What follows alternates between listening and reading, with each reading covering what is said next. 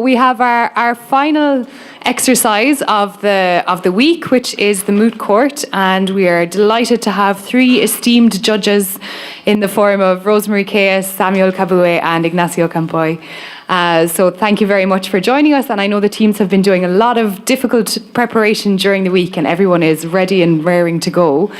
So I'm just going to do a quick few housekeeping announcements before we get started and remind people of the rules of procedure for this moot. So the housekeeping side of things, anyone who hasn't yet collected their poster but wants to do so, today is your last chance, but we do have them today if you are worried about that. And also just a final reminder that we really do appreciate if you can fill out the evaluation forms. It really helps us to learn from year to year about how best to organise things so that everyone really gets the most out of the summer school. Okay, so with that in mind, I'm just going to remind everyone of the rules of procedure for this moot court. So the teams will present. We're actually going to be starting with Miss June's presentation from the complainant and then Laszlo, both as we have two complainants in this case. So starting with Miss June's complaint, then with Laszlo's complaint, then with the Republic of Gilead's response. And each team will have 15 minutes for their opening statements.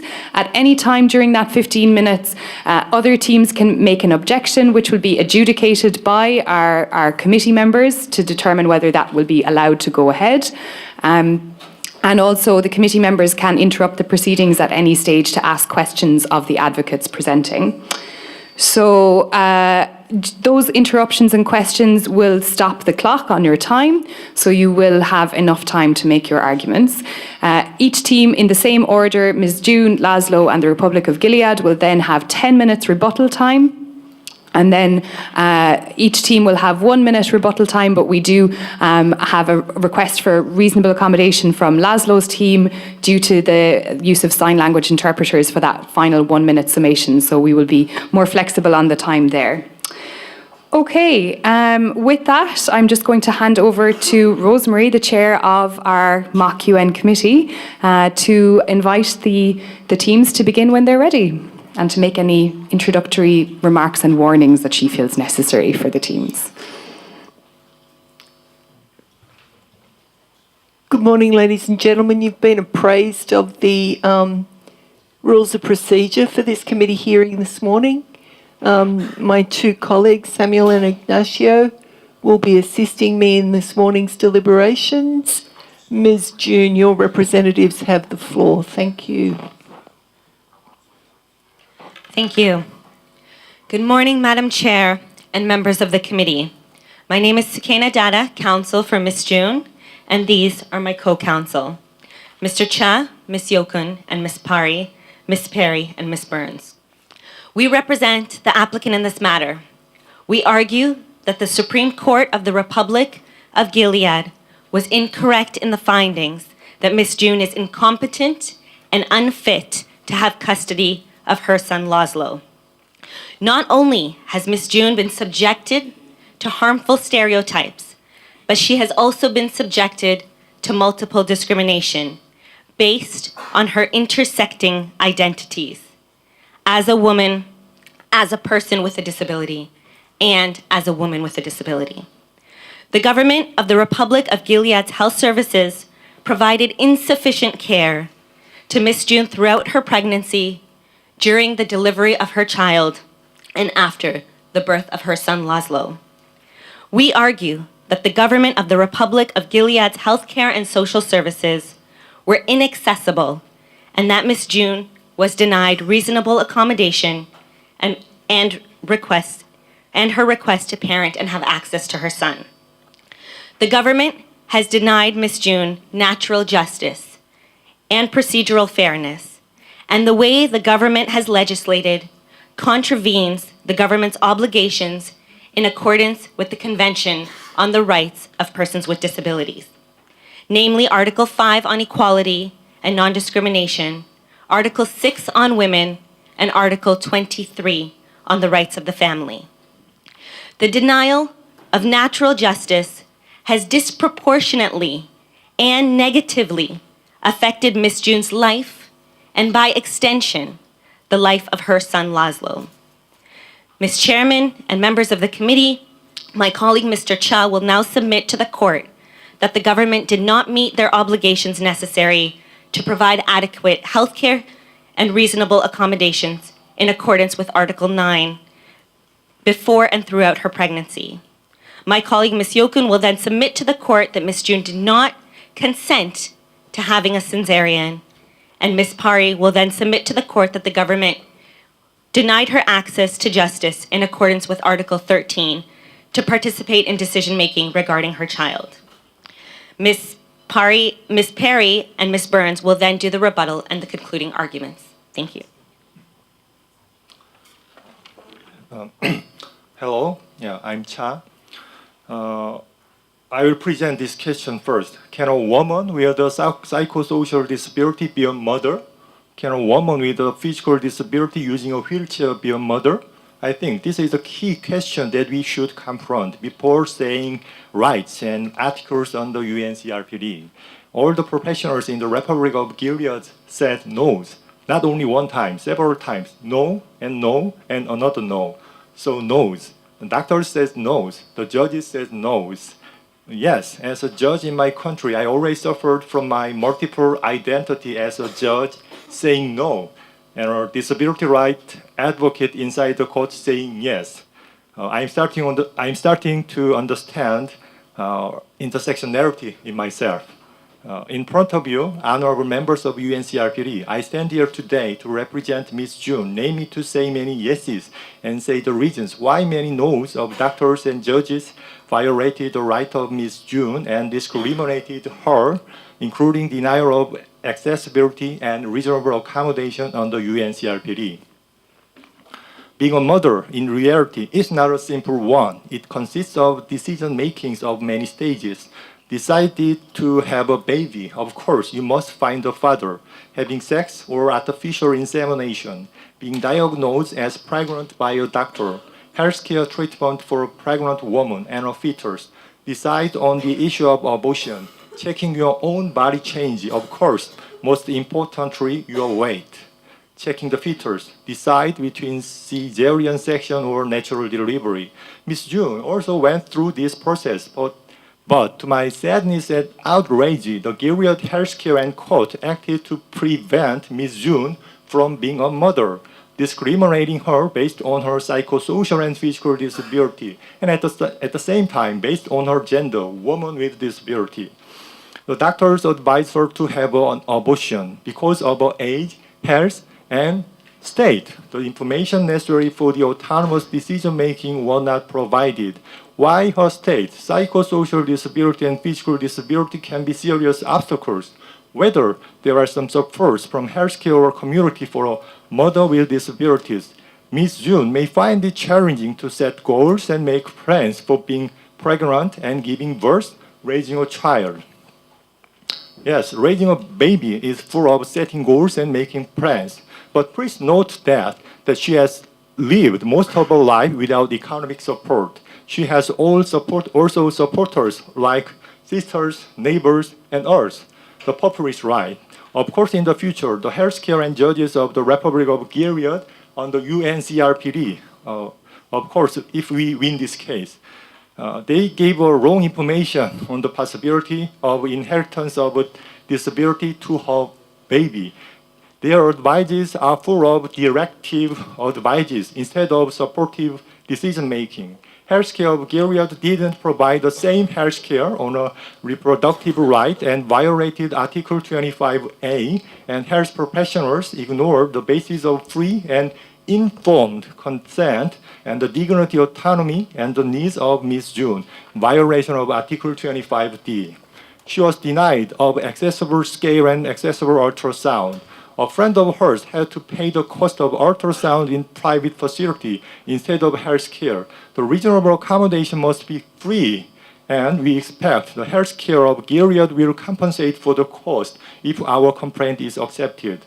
Health care of the Republic of Gilead violated the Article 9 accessibility. Its denial of reasonable accommodation is also a form of discrimination, Article 2. So, no accessible scale ultrasound, no refunding the cost of using the accessible ultrasound in private facility, These are violations of Article 6. The importance and potential of the denial of this treatment must not be disregarded. The degree and speed of weight change of the pregnant woman and the regular ultrasound scanning of the baby, especially the size of the head and the shoulder of the fetus, are key requirements for the autonomous decision-making of the pregnant woman on whether to abort and whether to get a cesarean section or natural delivery. Without equal access to this information, it is impossible for Ms. June to make a really autonomous decision on equal basis with a pregnant woman without disability. I argued about many violations of many articles, but all these violations as a whole have the common goal. They are incorporated into discriminating Ms. June because she is a woman with disabilities, Article 6, denying the right to reproduction to family of a woman with disability, Article 23. Yes, only a woman can give birth to a baby, but we all know it cannot be made without help of a man. Raising a child is no more only the women's task. Doctors and judges in the Republic of Gilead, I'm sure they will never be reluctant to say many yeses to a man with disabilities that wants to be a father. My lovely colleagues will say many yeses for the issues. Thank you for the honorable committee. Thanks.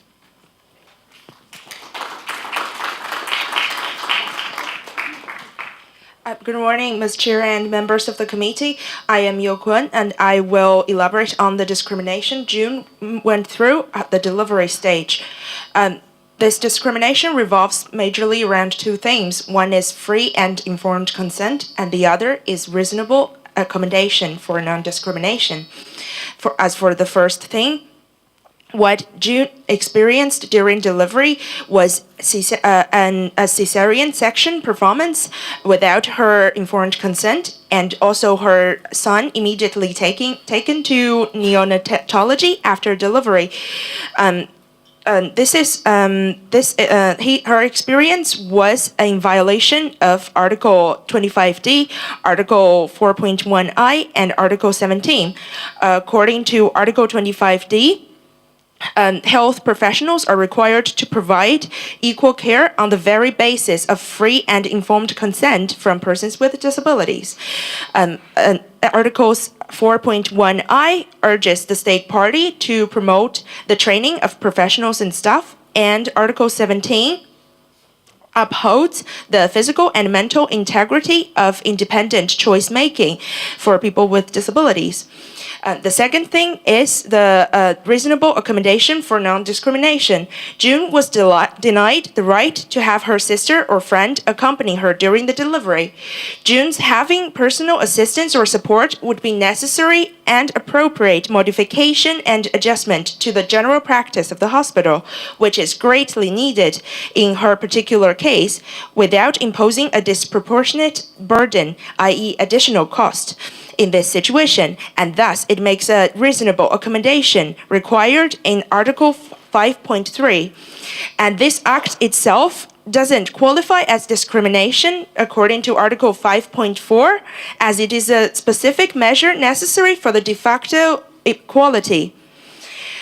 Second, June was denied the right to hug her son after delivery. When we turn to Article 6, elaborated in General Comment 3, attitudinal barriers raised by healthcare staff may result in women with disabilities being refused access to healthcare personnel and services. Therefore, Therefore, Article 25D also advocates the awareness promotion among medical staff of autonomy and needs of persons with disabilities. Also, in Article 4, it is encouraged to have promulgation of ethical standards for healthcare staff members. Thank you. Good morning. My name is Bipaya Pari, and I address the final submissions of the applicant. I will talk about the post-birth situation. Firstly, health and social assessments regarding the incompetence of Ms. June was inconclusive. Nothing was confirmed that having a disability would prevent her to parent the child. Furthermore, she was denied the opportunity to exercise her legal capacity to take care of her child, as referenced by Article 12. Secondly, Laszlo was placed far away from the home of Miss June. This was unnecessary. It disproportionately affected her. It ought to have been reasonably foreseeable that this has a disproportionate effect on Miss June. This is an infringement regarding natural justice, as referenced by Article 13, and due process, as referenced by Article 12.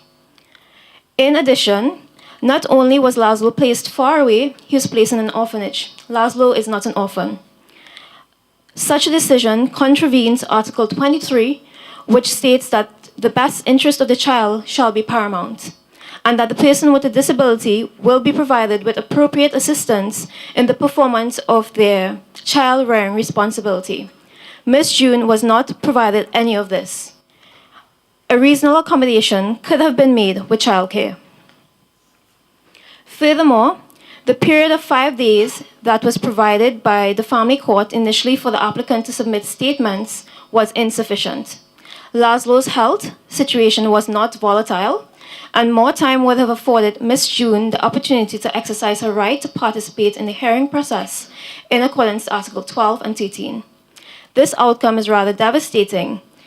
There was a big consequence riding on the hearing, and this consequence being access to her son and to justice.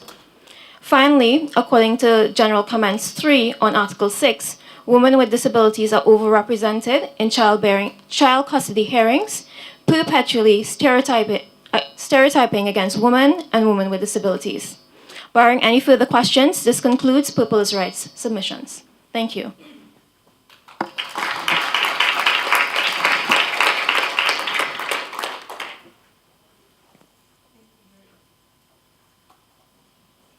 Thank you very much.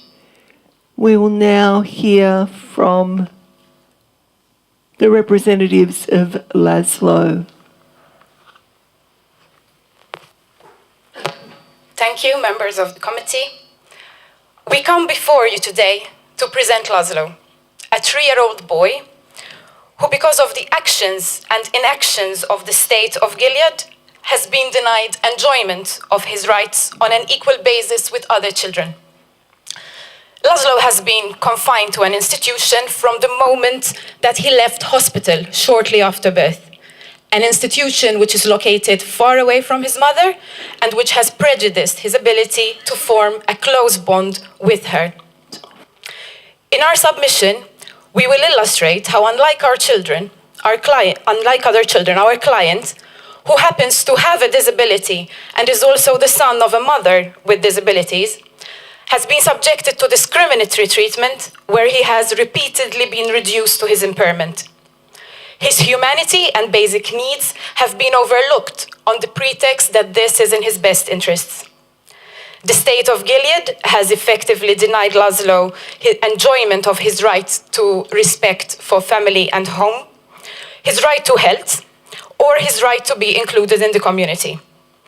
We contend that these violations of Article 23, 25, and 19 also illustrate how he has been discriminated against in the legal proceedings that were purportedly put into place in order to secure enjoyment of his rights. The state of Gilead has failed to take into account Article 7, which recognizes that children with disabilities are to fully enjoy all human rights and fundamental freedoms on an equal basis with other children. Laszlo's best interests were meant to be a primary consideration in all decisions affecting him. Instead, he was subjected to a flawed best interest assessment at each step of the way, where his disability effectively predetermined the conclusion of that assessment. We see the first violation as taking place from the moment that he was born, whereby he was effectively stopped from allowing a bond to form with his mother based on the existence of his mother's disability. The Convention calls for states to ensure that children with disabilities have equal rights with respect to family and home life. In Article 23, we are told that the state should make sure that the child is not separated from parents against their will unless this is done in a procedure according to law that takes into account the best interests of the child. In Laszlo's case, his disability preceded his humanity. Immediately after birth, our client was taken away from his mother. As we have ably heard from our colleagues, he was not even allowed the possibility of being held by his mother. From the moment of his birth, the state of Gilead determined that instead of forming a bond with a person who had expressed a wish to love and raise him, he would instead be taken away and denied the possibility of maintaining a close relationship with her. The state did this in the face of copious research that illustrates how essential it is for a newborn to be allowed to form that bond with the mother. It did so knowing that denying that possibility has effects on the mental well-being of the child later on in life. We contend that this is in fact a violation also of Article 25. The state had an obligation to ensure that Laszlo enjoys the right to the highest attainable form of physical and mental health. Instead, it exposed him to behavior that has put his well-being at risk and will have implications down the line. The legal proceedings that were set in place and that were meant to protect Laszlo's best interests were also effectively determined before his mother got an opportunity to be heard. She was never given an opportunity to be heard, and whilst, as we have heard, this is also in violation of his mother's rights, it's also a violation of Laszlo's rights under Article 5, which would illustrate that persons with disabilities, a child with disabilities such as Laszlo, is also equal before under the law and is entitled to the equal protection of the law. The judge in the case made conclusions that determined that his mother would never be an appropriate parent or would ever be fit to take care of him. Whilst we acknowledge that Laszlo was an infant at the time and could not articulate a desire to have reasonable accommodation, the state knew that in the face of the research that we have referred to, and in the face of the innate will of a child to be with a mother and a primary caregiver, they should have made sure that the proceedings also catered for that aspect of his will and preferences to be taken into account. Finally, we would also like to point out the violation of Article 19. Laszlo was confined to an institution on the basis that this was in his best interests. There is research which illustrates just how deleterious an impact this can have on the well-being of the child. Effectively, it also means that Laszlo is not given the opportunity to be included in the community. We contend that this is not the treatment that would be extended to other children, which it is treatment which has been which Laszlo has been subjected to purely on the basis of his disability and the existence of his mother's disability. And for that reason, we would submit that this constitutes discriminatory treatment.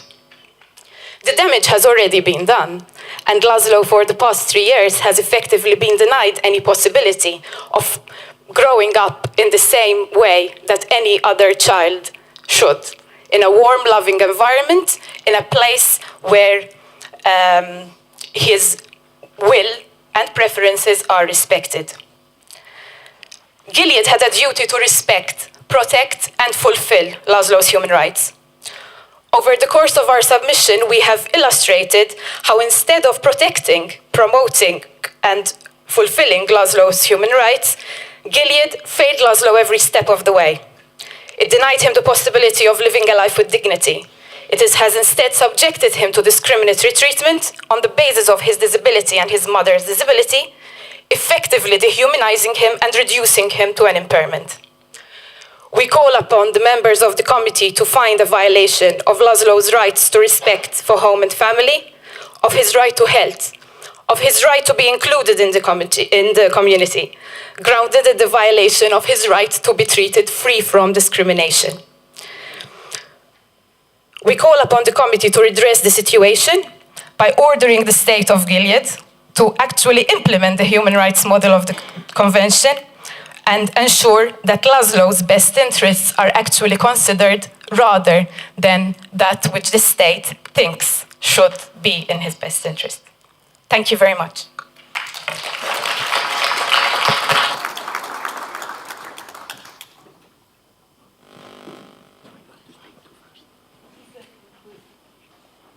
Does that conclude the submissions from the complainants? Colleagues, do you have any points of clarification, Samuel, Ignacio, that you'd like to ask of the complainants' representatives? For the complainants, yes. You have any questions of clarification?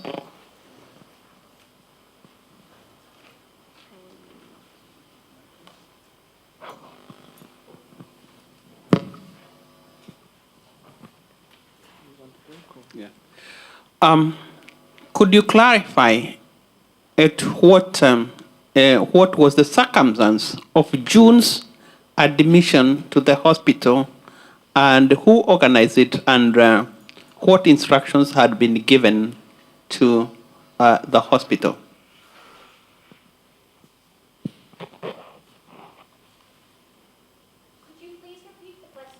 Could you please clarify under what circumstances was June admitted in the hospital and who had arranged for that admission and why there was no adequate resources to care for her within the hospital?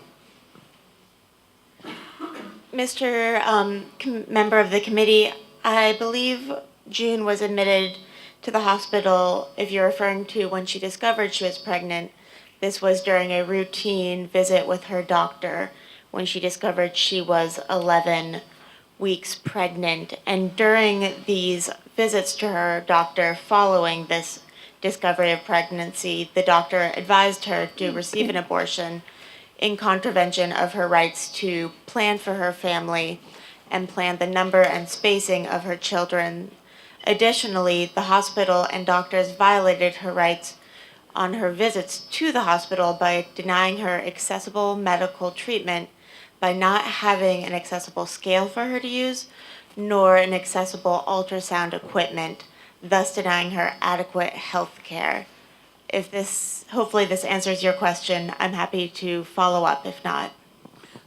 Thank you very much. Could you also explain who at first made the decision that Laszlo should be kept away from the mother? Because we're talking of the judge, and the judge must have come long after. Who first made the decision that Laszlo should not be connected with the mother? This was confirmed by the members of the hospital. However, it seems that there was no evidence supporting their decision to take Laszlo away from Miss June, except for harmful stereotypes. This is not an opportunity to re-prosecute your case. This is an opportunity to answer questions from the committee member. Is that the medical staff decided to take away Laszlo from his mother. Thank you very much. Okay, for me, I have two questions for the first team that is something that I don't understand. But when you talk about natural justice, and this, why you talk about natural justice? I mean, we are not talking about the Convention of the Rights of Persons with Disability or another international law. Why natural justice, and what does it mean for you? And another thing is that you sometimes talk about the importance of a man to be the father of the child, and why it's important for you to talk here in this case, in this particular case, for the necessity of a man to be father of the child. I mean, it does mean something for this case in particular. And you say that the doctors gave to the woman our own information about the possibility to inherit but I thought that it was not quite like that, no? I mean, they say that perhaps the child can inherit this disability, but it's not going to be for sure. And so we understand the same. And for the second team, I think it's very well, the key of the case is as you said, what we understand for the best interest of the child and so on. And you say that of course you don't agree with what just say that is the best interest of the child, but can you explain in a few words? No. What do you understand will be the best interest of? I think I know what because you explain in the whole speech. But I mean, in a few words, can you say what will be the best interest of the child in this particular case and why we misunderstood for the judges? You understand what I is asking, or yes, or I? Okay. No, it's only a few words, to say that. Yes, I hope that I address all of your questions. If not, please let me know.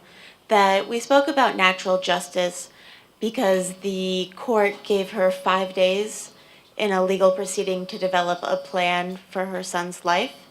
And without reasonable accommodation, she was denied access to justice.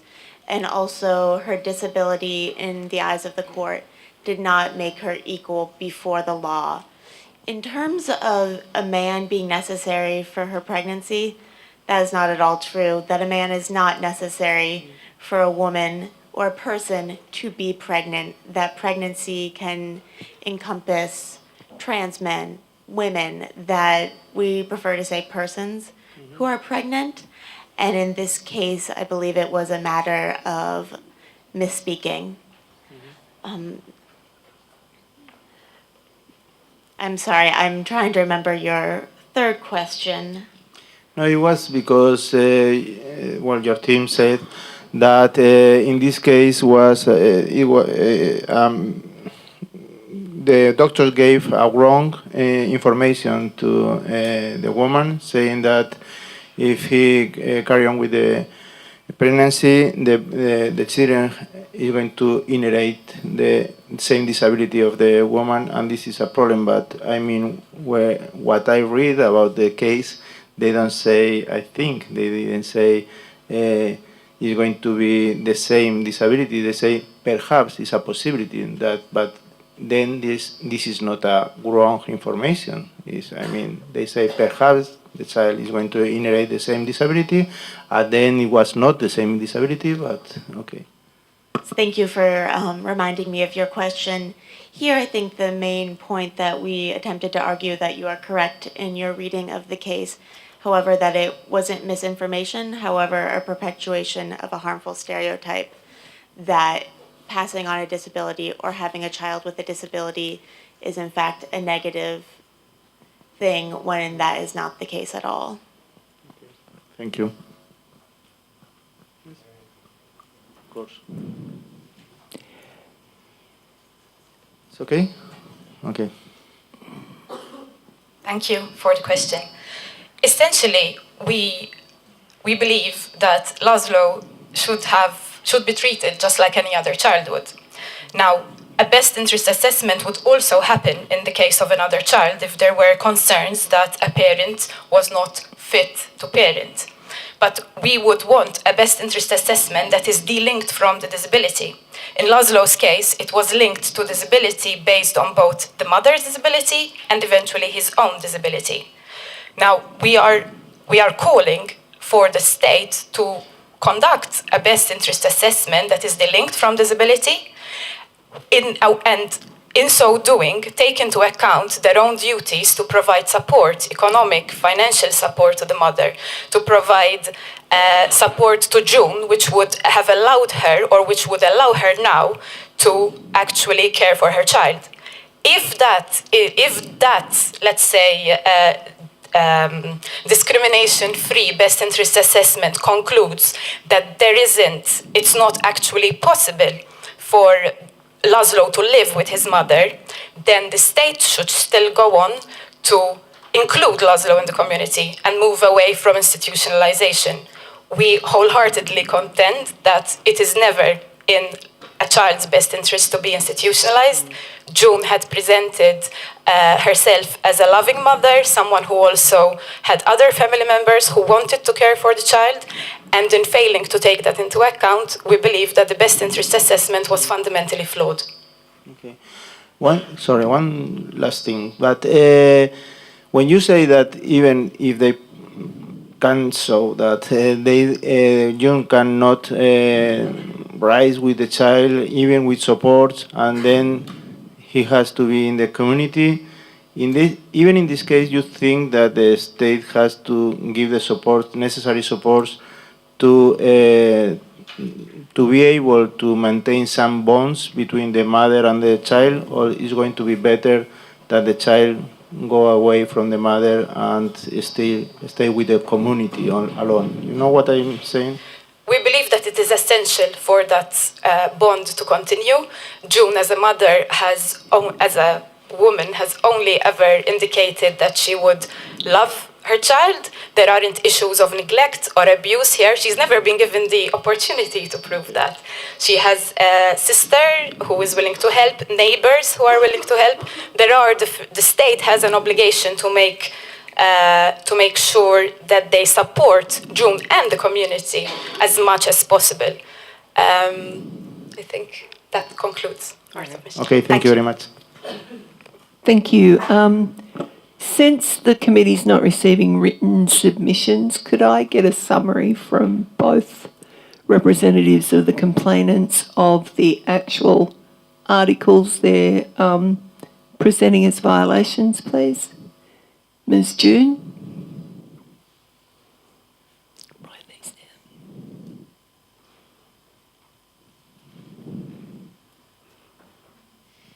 Yes, thank you for that. We submit that Gilead violated Ms. June's human rights under Articles 5, Equality and Non-Discrimination, Article 6, Don't worry about titles, just give me the Okay, numbers. Article 6, Article 9, Article 12 and 13, and Article 23 and 25.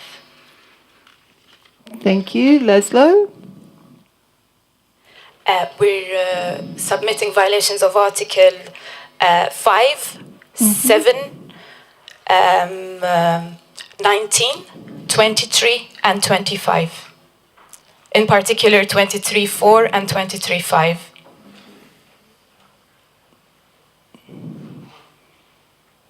With overarching violations of Article 3, in so much as it presents the principles of the Convention.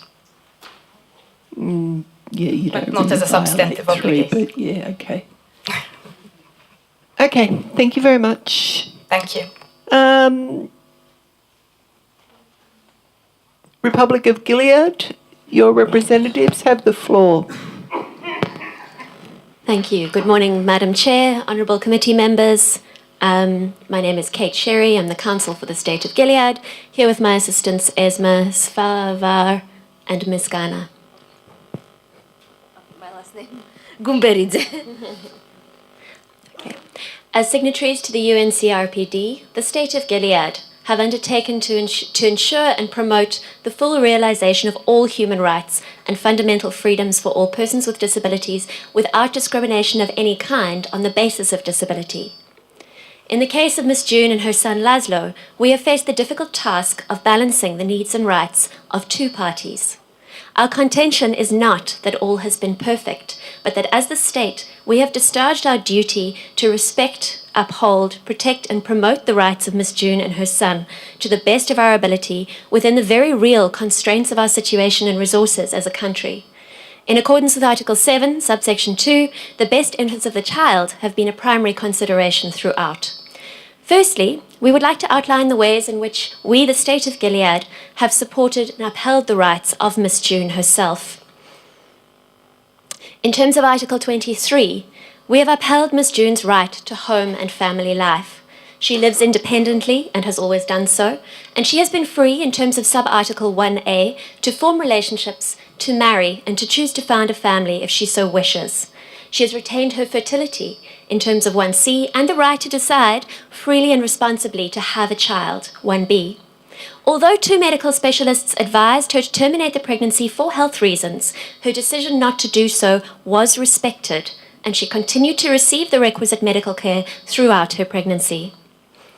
In terms of Article 25, the right to health care, Miss June, as demonstrated by the case, accesses ordinary primary health care and has also accessed specialist care specific to her needs as a person with a disability.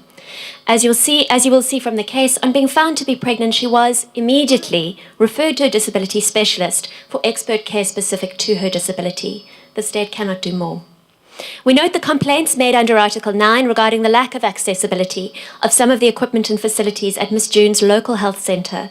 While far from ideal, let it be noted that reasonable accommodation contains the proviso against undue burden to the responsible party. While Gilead is working towards making all our public buildings and services fully accessible, the cost of the necessary adaptations and equipment across the country in all primary healthcare facilities is greater than can be borne in the short term. Like most countries, we face a complex and diverse array of health issues and must constantly make difficult decisions between competing priorities for scarce resources. In this instance, we must argue that we are in a process of progressive realisation of Miss June's right to accessible healthcare in terms of Article 4, subsection 2. You will note that she was able to access the requisite care with accessible facilities at a private facility.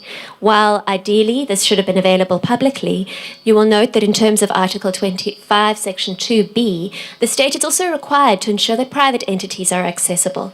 In this case, the private entity in question had the resources available to make those things accessible. In response to the arguments against Miss June's treatment during the birth of her child, let it be noted that Miss June's was a high-risk pregnancy even without consideration of her physical and psychosocial conditions.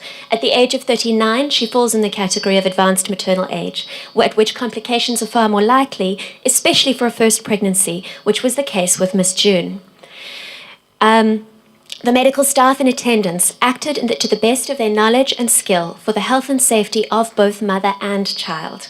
While Miss June's wish of attempting a natural birth was noted, in the event it was the opinion of the attending expert obstetrician that this posed unacceptable risk to the child and a C-section was performed. Unfortunately, the exigencies of labour do not always allow time for deliberation, and medical teams frequently need to make rapid decisions in order to save the life of mother and child. This was not done in disregard of Miss June's wishes or as discrimination against her as a woman with a disability, but in respect for the right to life and to bodily integrity of her child. I do not need to remind the court that childhood disability as a result of obstructed labour and other obstetric complications remains a serious problem in our country as in others. On the immediate removal of baby Laszlo from his mother after birth, it must again be said that this was done for medical reasons in the interests of the child. As is well known, congenital physical disability such as Laszlo was born with is frequently coupled with very real medical risks, and immediate examination by a neonatologist and careful monitoring were therefore indicated.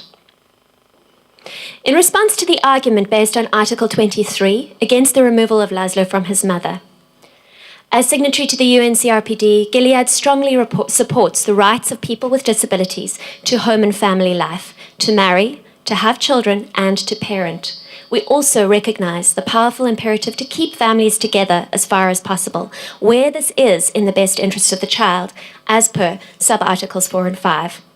In the case of Miss June and her son Laszlo, we have unfortunately had to rule otherwise. This has not been done lightly, but following due process and not before attempts were made to support Miss June to fulfil her desire to parent her son. As is known, Ms. June accessed the necessary healthcare and expert medical advice during her pregnancy. She also attended a parenting and antenatal group at her local training centre. Reports from the facilitators of that group have formed part of the evidence considered by our courts and unfortunately raised significant concern about her ability, even with the available support, to parent her child. Parenting a child with a disability presents even higher demands on a mother, and children with disabilities are more vulnerable than others to, and I quote, concealment, abandonment, neglect, and segregation. So that's Article 23, subsection 3. In discharging our responsibility to provide early and comprehensive information services and support to children with disabilities and their families, in terms of sub-article 3, after her son's birth, Ms. June was asked to present a plan of life, an opportunity to demonstrate her preparedness and fitness to parent her child. The time after the birth before this was required was regrettably short, but as international scientific evidence has overwhelmingly shown, the first 1,000 days of life from conception to 2 years is absolutely crucial to the lifelong health and developmental potential of the child. For Laszlo's sake, the risk of inadequate care at this critical period was unacceptable. It must also be pointed out that Ms. June had made the decision at least 6 months prior to become a parent and received support during that time to prepare for this role.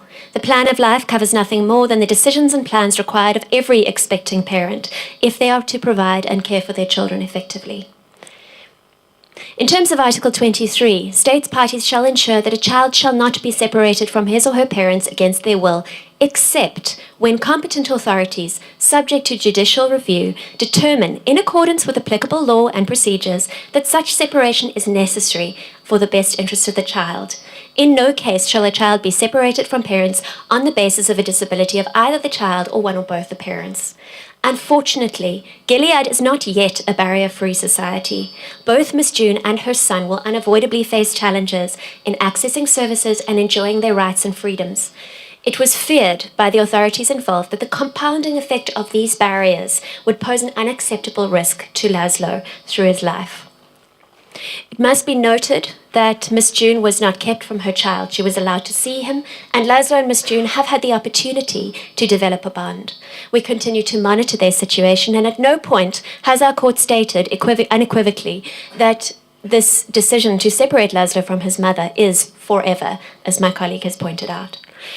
We are willing to continue to review the situation, and should Miss June become able to parent in future, we will of course consider that. While economic assistance would have been required for Ms. June to meet the additional costs of raising a child with a disability, this alone would have been inadequate. The level of support and assistance required by Ms. June to parent, ensuring the well-being of both her child and herself, is simply not financially possible in Gilead at this time. These factors together informed the opinion of the competent authorities concerned that it was not in Laszlo's best interests to remain with his mother. Judicial review, as has been noted, ruled likewise. We must emphasize that this decision was not made simply on the basis of disability of either mother or child, but on the specifics of the situation with careful consideration of multiple factors.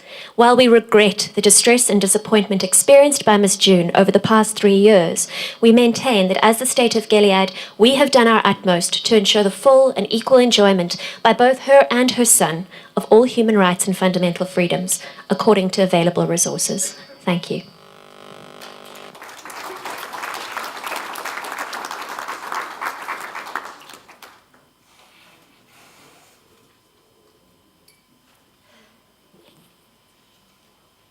Thank you very much. Colleagues, do you have any questions of the Republic of Gilead?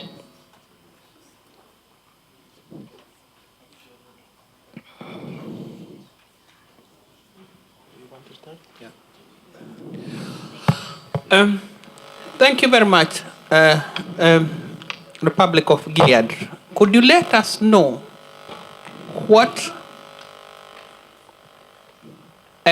support service is available for people like June or others who are not well endowed financially in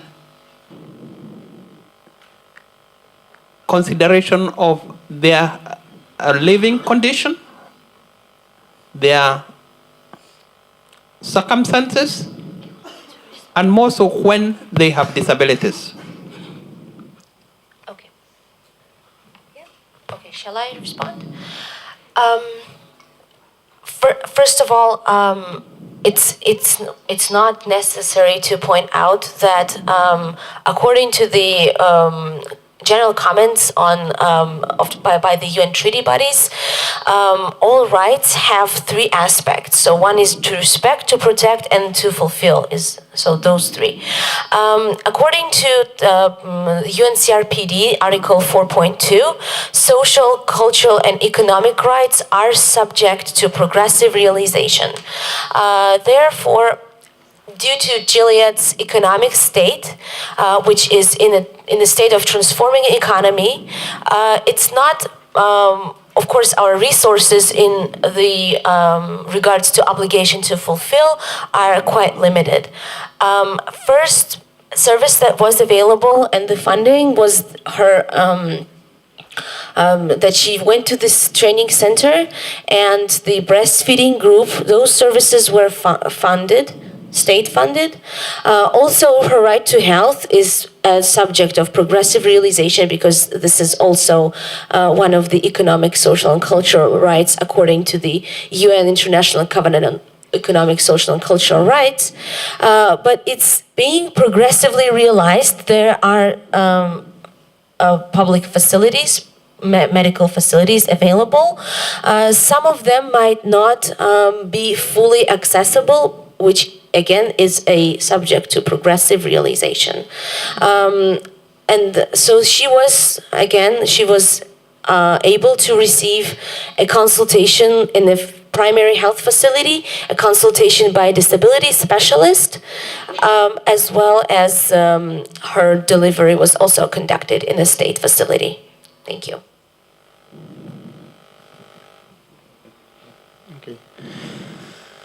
Okay, thank you very much. Well, I have only two questions as well. And one is, if in your state you ask for this plan to raise the child to other parents, because why do you do in this? Thank you. So normally when such a case is brought to a court, it's often brought either by the medical facility, either by the hospital or by the social welfare office. So when that is brought, we often ask mothers to respond to the request that has been applied. So is at the end. It's not based on disability. No, but sorry. At the end, I mean, is something that has to be only with disability in this case? No, sir. It only applies. It's a standard procedure whenever there's an application to the court that a child is not safe with a mother. We ask the mother to present a plan of life on how they plan to raise the child. It applies to all mothers. Yes, I understand what you are saying, but I mean, in this case, there is another reason to think that the child is not safe with the mother, different than the disability of the mother, or because you say in another cases, yes, I understand another cases perhaps if the child is a vision for the mother, yes, of course, but in this particular case, I don't find another reason. I don't know if you have another reason to give to us. Sorry. Thank you, sir. As has been raised with my colleagues earlier, the case was brought to the court by a social worker, and the social worker has studied the case of the mother, the condition of the child, and considering this both the best interest of the child and the mother. Sure, they might add. Just to add to that, I think there's a difference, if we can please note, between applying a blanket stereotype that people with disabilities are unable to parent and investigating the specifics of a case. And there may be a case where, in the presence of a disability, and even because of the condition of the mother, barriers exist to her being able to parent. It is the responsibility of the state of Gilead to ensure in that situation that the child is in the best place. It is not because of a stereotype that women with disabilities, particularly women with psychosocial disabilities, cannot parent, but it is our responsibility to investigate. Thank you. Do you want to? Yeah.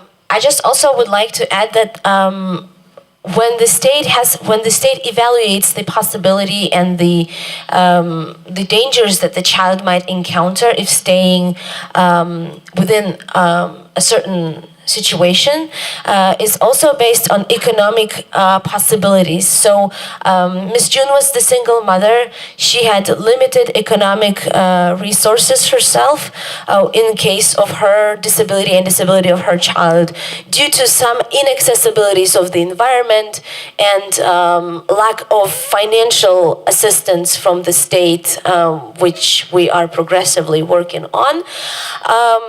In this situation, it was not certain that she could maintain this child and his rights, like to ensure his well-being, his safety, and all basic needs that the child might have had.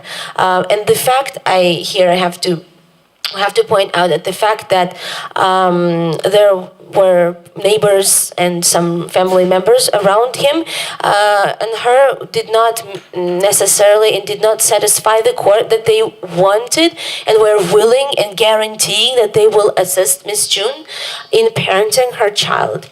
Therefore, the state and the court decided in a due process that in that particular situation, it was not possible to ensure and guarantee the child's rights and the best interests.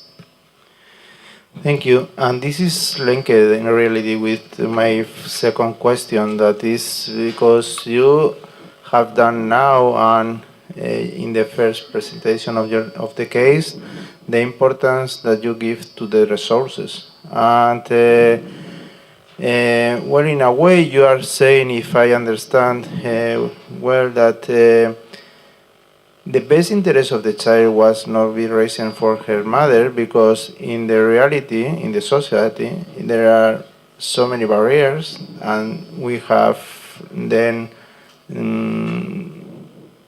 we can think that Laszlo is going to be in risk if he is going to be raised for her mother alone, and you don't have enough resources in your country to give the support and to make the, well, it's not the case, but reasonable accommodations and so on to allow the mother to raise her child. So my question is that,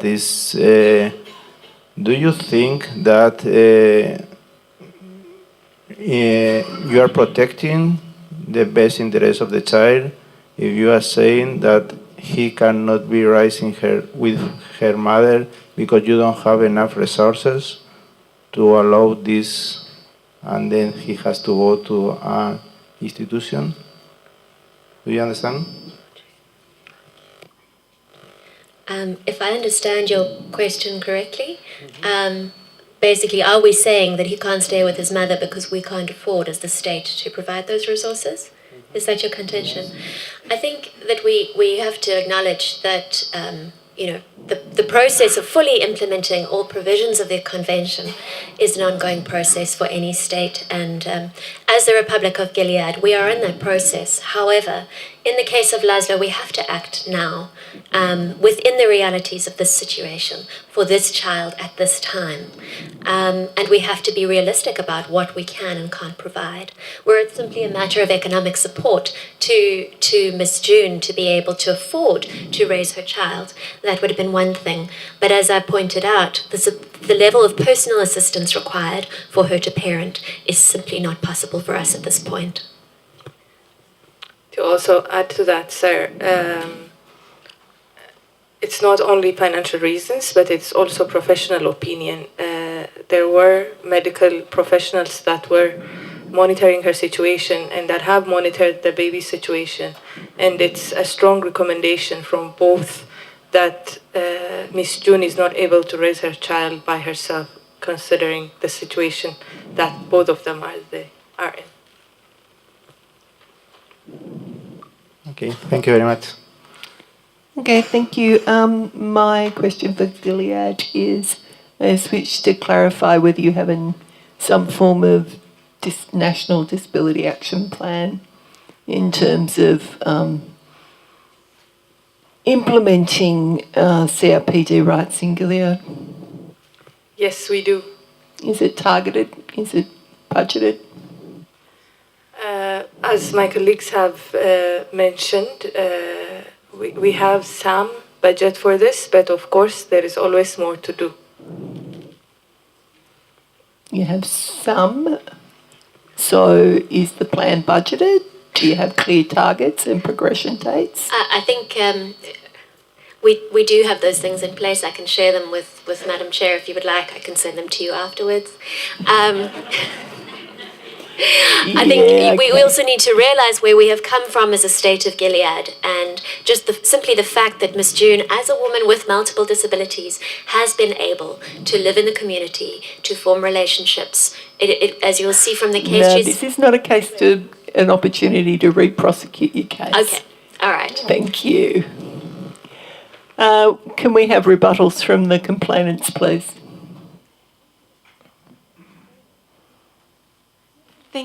Thank you very much for the chance to rebut some of the arguments presented by the Honourable State of Gilead.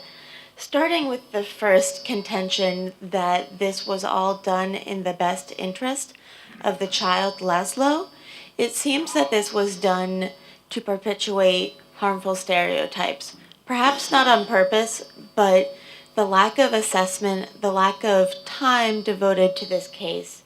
It seems that the state made a decision based on Miss June's disability, and that assessment was her unfitness to parent based on the fact that she is a woman with a disability.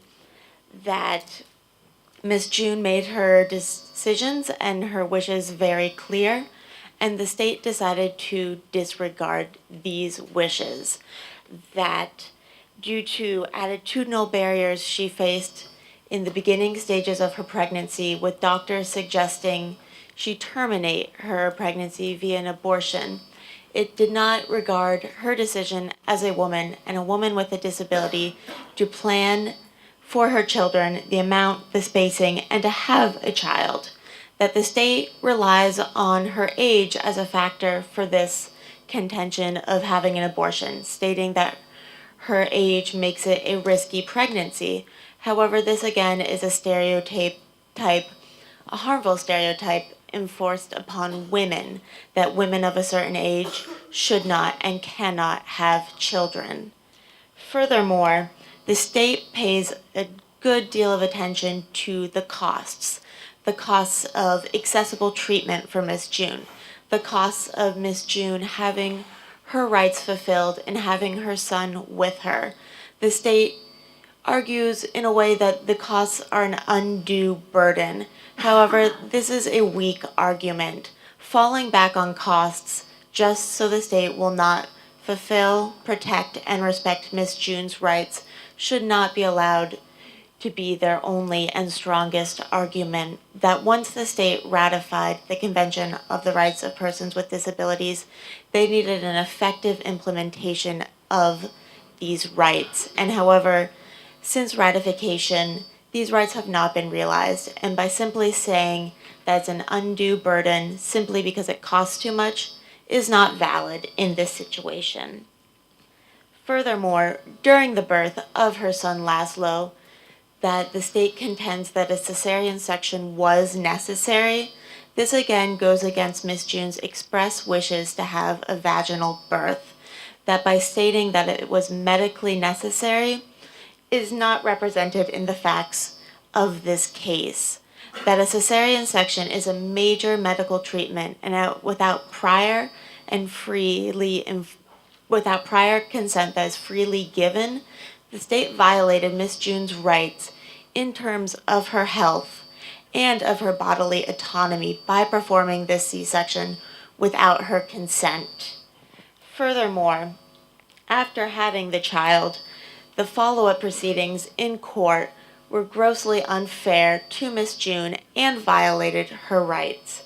by stating that 5 days was enough time to give her due process and equality before the law is a gross overstatement.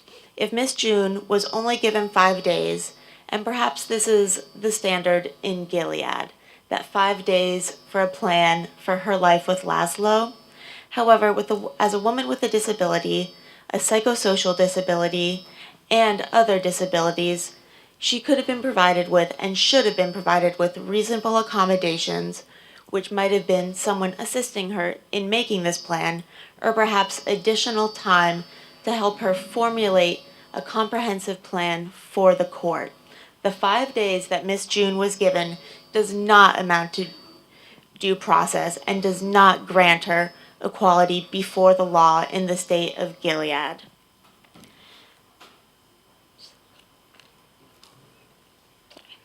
Furthermore, the state, in putting these barriers before Miss June, the barriers that she experienced during her pregnancy, during birth, and following up with the court case, present attitudinal and structural barriers that Miss June had to overcome as both a woman and a woman with a disability, and the state has a duty to combat these types of barriers for persons with disabilities, and in particular women with disabilities, when choosing to have children, when, how, and how many. And in the case of Miss June, these barriers were not overcome.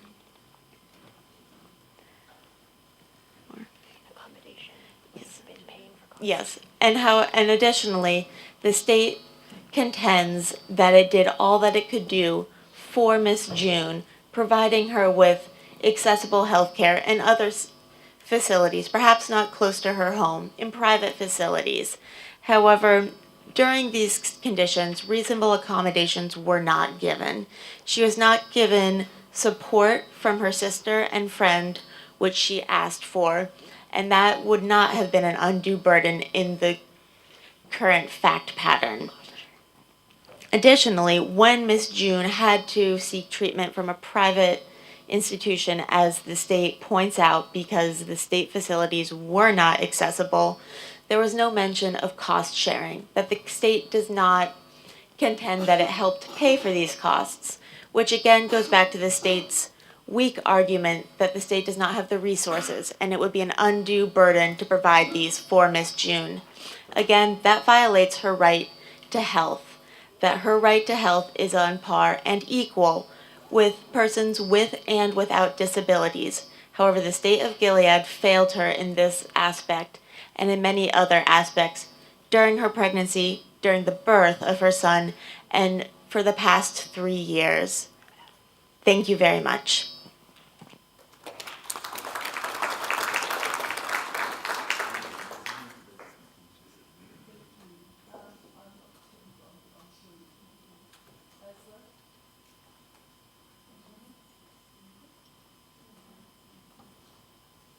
Hello. Thank you for the opportunity to rebut the state's argument. The state mentioned that all their actions had been done with Laszlo's best interest in mind. Now, Laszlo, he's a child. And as a child, he has a right to a family, and he has a right to form a secure attachment bond with a primary caregiver. He has a right to a voice, and he has a right to grow up in an environment that equips him with the tools to be able to be an active member of society in the future. The reactions of the state have been very extreme from the beginning.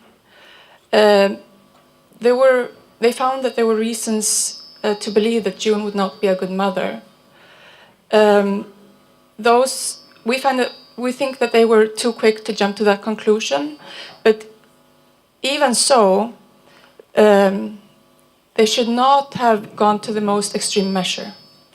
Institutionalization should always be the last measure that a state should resort to, because research shows that it is the first 3 years of a child's life are the most important for brain development in the sense of forming emotional connections with people, being able to empathize and bond socially in the future, being able to learn and educate yourself in the future, and being able to regulate your emotions. So it is very likely that by this action, the states actually caused Laszlo to have greater impairment than he would have had otherwise. Also, we find that even though the medical staff had reasons to take Laszlo to neonatal care, they didn't have any reason not to allow June to visit him and bond with him and touch him like an infant should be touched when he has been born.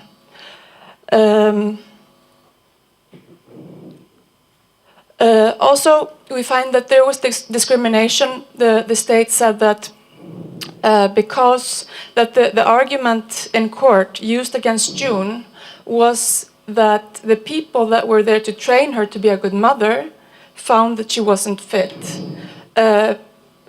Laszlo should not be discriminated against because he has a mother who's trying to do better. The state should have supported her to improve even further.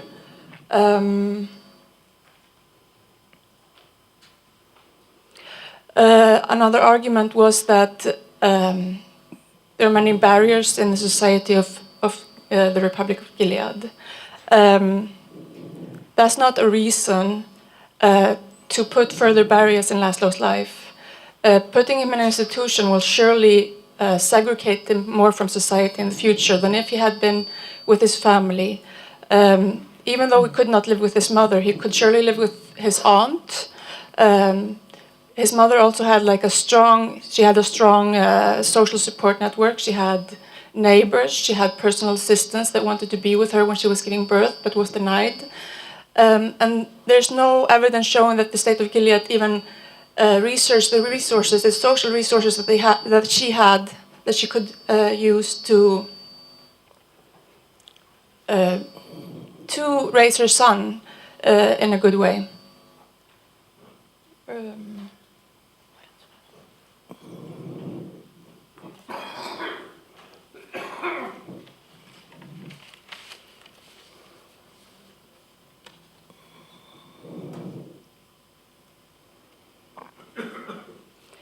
Yeah, we have seen. Where have we seen discrimination? He was not allowed to be held because of his mother's background. The court order was made not because of evidence that he had an unfit mother, but because people thought that she would be unfit. He was never given a chance to be with his mother, so nobody could really see if she was fit to raise him.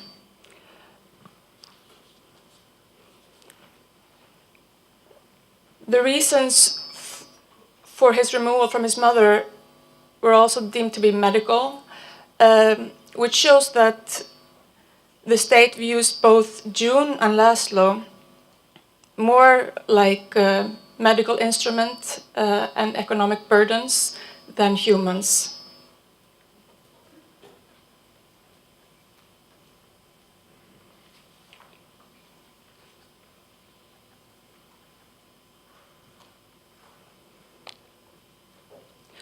Well, I will end with that.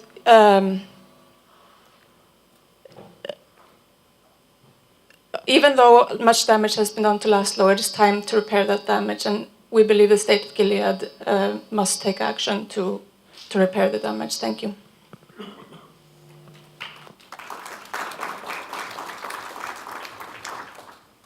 If it's okay, I'd just like to add one point there. The state of Gilead referred to progressively realisable rights. But progressively realisable rights, the state body must take action to the maximum extent permitted by available resources. The state of Gilead would be able to uphold Laszlo's right to family life without enormous cost. Institutions are very expensive, whereas Laszlo has a mother, an aunt and a neighbour who are all committed to caring for him and parenting him, and resources should not be used as a justification for denying a person the right to family life.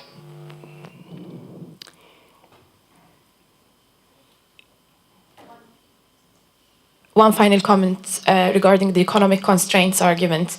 It's true that economic, social, and cultural rights might be subject to progressive realization. Civil and political rights are not.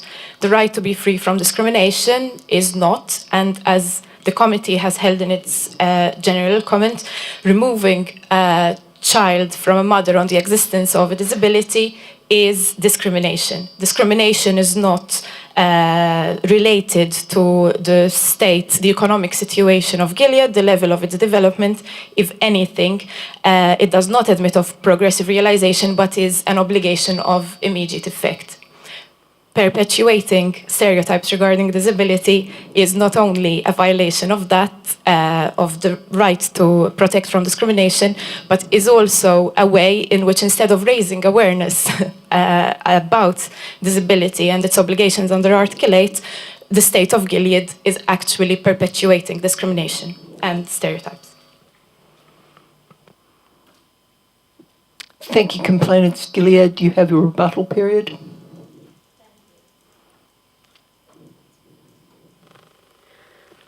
I think our rebuttal would be, in many instances of points raised, to restate our original arguments. We must begin by stating once again that the decisions made by the state of Gilead and its officials throughout the course of these proceedings has not been based on stereotypes, based on discrimination against Miss June and her son as people with disabilities per se, but on the specifics of their situation. We must please distinguish between the real medical risks and needs associated with pregnancy in women of what would medically be called advanced maternal age. Those risks are real, they are well supported by medical evidence, and the state would be negligent if we did not act to address those risks. And the argument that costs are not an excuse for us to support these rights, in an ideal world, all the things you describe would be in place. Gilead is in the process of progressive realization of these rights, and we are happy to submit to anybody concerned a description of our ongoing plans, our ongoing progress, and the real economic parameters within which we operate. On the contention that that Miss June has family and a social support network ready to help her, it must be acknowledged that the only family that is mentioned in the case is a sister, and it is not known what the situation of that sister is to the court. Our procedure is always first to consider placement in the family, as per the UNCRPD Article 23. In this case, that was not found to be feasible. It is unfortunate that it was not possible. It must also be acknowledged that it cannot be expected for family members and neighbours to provide daily and continual personal assistance of the type required by Miss June. The only feasible possibility would be a paid personal assistant who would need to be available a great deal of the time to assist Miss June in her role as a parent, and that, we contend, is not affordable by us at this point. The complainants have made the assumption that life in an institution is a life of deprivation, isolation, and exclusion. This is not necessarily the case, and is not in the case in the institutions run by the state of Gilead. It is unfortunate that he lives far from his mother, but you will please note that she has continued access to him and has the opportunity to be part of his life. On the question of the time given Miss June to prepare that plan, we must reiterate that the matter was time sensitive. For the reasons my colleague has pointed out, the importance of early experience and development, it was crucial that a decision as to Laszlo's placement was made immediately. And as I stated previously, Miss June did have 6 months in which to prepare for being a parent and for the kinds of decisions that were made. There is no evidence that she was not given support to do so. In terms of the decisions made during her birth, we must reiterate that they were not made on the basis of stereotypes or discrimination, but on the expert opinion of the medical staff provided by the state of Gilead to attend her, who are mandated to act in the best interests to the level of their expertise on behalf of the state. We cannot do otherwise. We do, however, concede that the cost of seeking private medical care in order to access what she needed was considerable, and we're willing to discuss with Miss June the reimbursement of those costs incurred by her neighbour.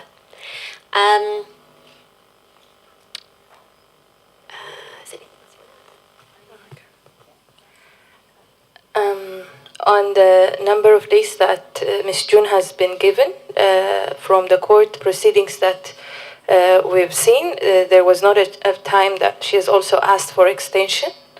And even during the appellate procedures that it has gone from the family court up to our Supreme Court, Ms. June has still not submitted a plan of life. So the time that was given, especially during the appellate process, would have been enough if she had any plan to present it, including if the family members were also ready. They also did not present themselves as available to take this care. So our judicial procedure would have attended to this if there was such an application. Thank you.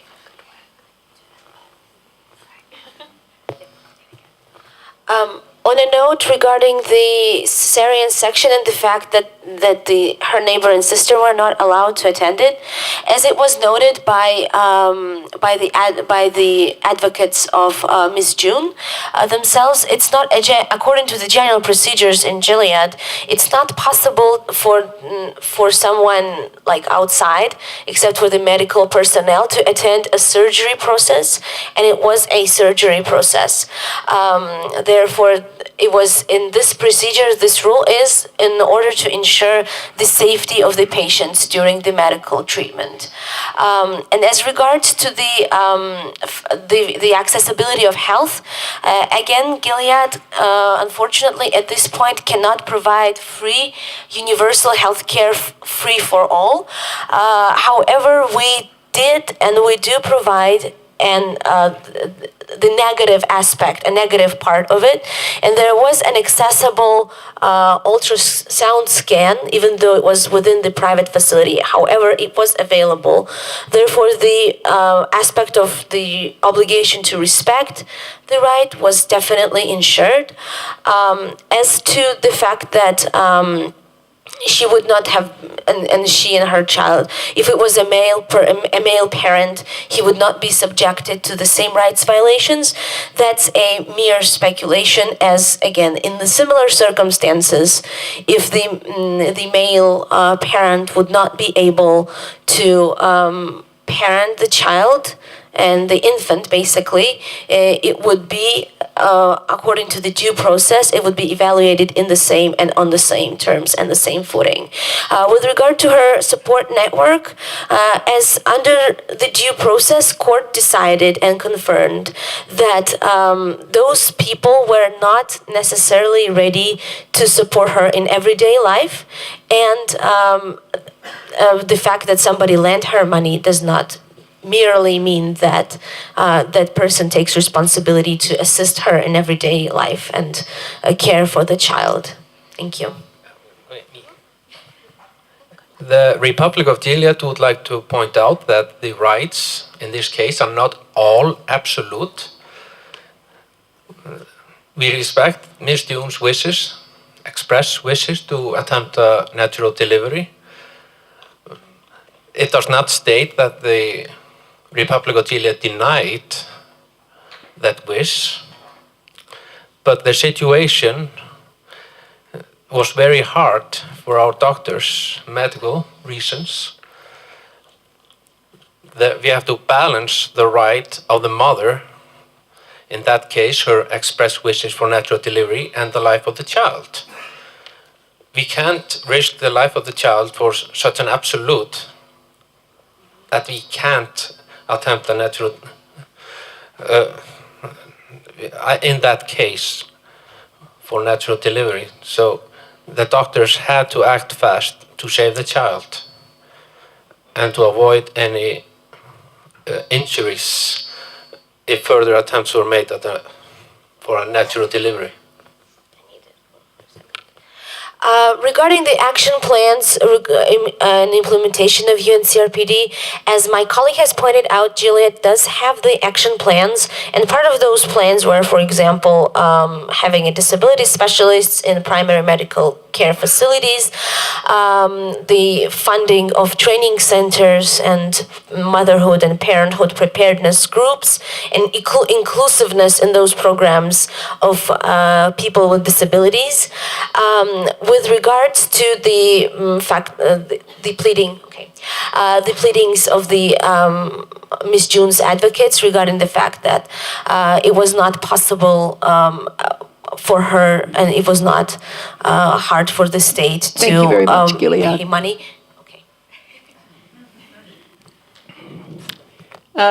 Colleagues, do you have any questions that you wish to ask of either the complainants or the respondents? Thank you, Ignacio.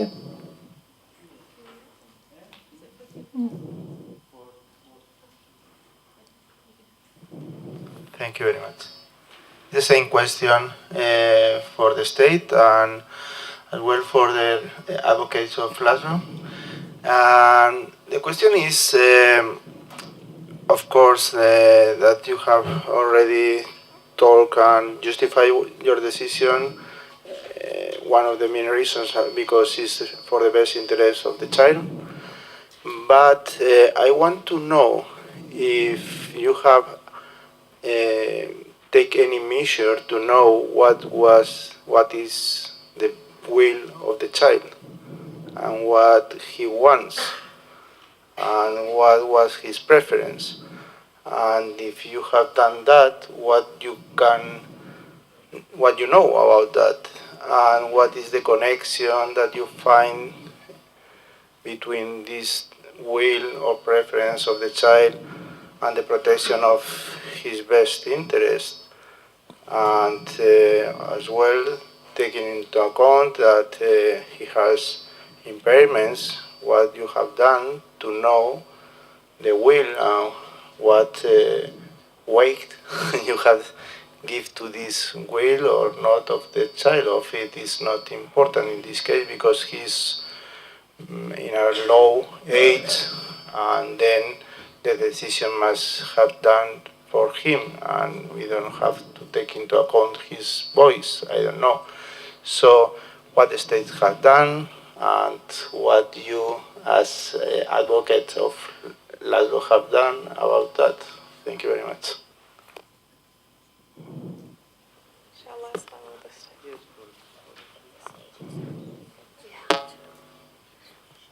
Thank you for that question. It must be noted that the child's voice must be heard in the context of age-appropriate support and so on. The time at which the decision about Laszlo's placement was first made, he was really rather young to make that decision for himself. He's now 3 years old. He's reaching an age where he is more able to express his own needs and wishes. And that is something that the court and the social welfare services will continue to listen to and respect, particularly as Laszlo grows and becomes more able to form those needs and preferences, to develop his own personality.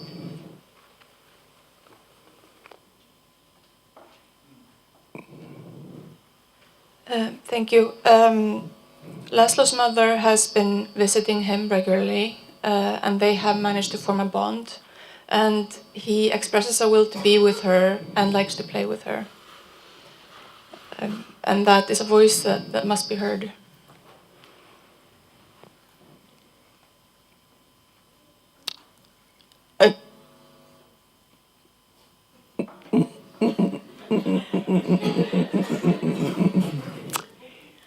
Thank you very much, everyone. I will now give each of the representing councils 1 minute to summarise their case. Sum up their case, my apologies. Ms. June.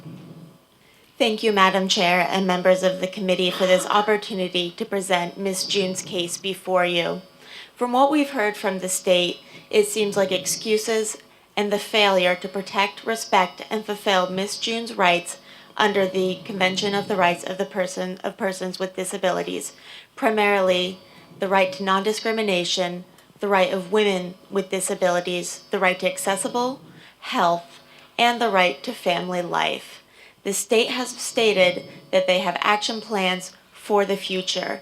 However, that does not help Ms. June now, nor does it help her to live with her son Laszlo in the community.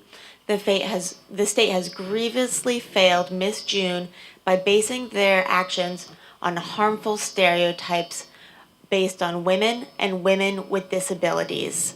We respectfully ask the committee to consider these violations. Thank you. Rights and wrongs. Members of the committee, when comparing how Laszlo was treated by the state to the CRPD, it can be clearly seen that Laszlo was discriminated against in various ways. His case was determined before he was born. He did not have the opportunity to enjoy his human rights as a child. It is important to end discrimination that has already had such a negative impact on Laszlo's well-being. We want to ensure that he has human rights like other children, regardless of the circumstances of the mother. The rights of every child are diminished when the rights of one child is threatened.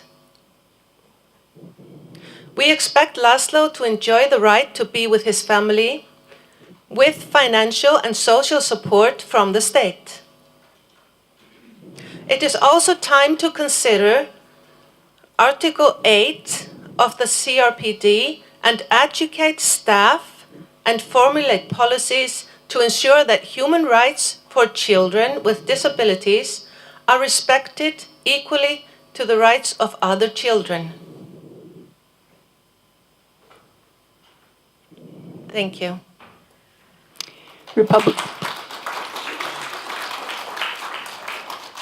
Republic of Gilead. Members of the committee, Madam Chair, in consideration of the available resources that the state of Gilead has, you can see that we've not only treated Miss June and Laszlo equally, but has also given extra attention, both medically and in our justice system, and care.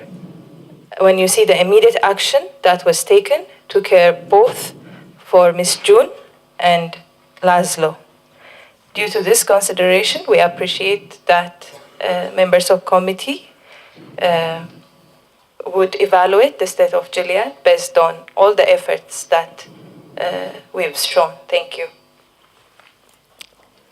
I'd like to thank the parties very much for their representations. The committee will now adjourn and make our deliberations. We will report back once we have come to a decision. Thank you very much. Thank you, Madam Chair.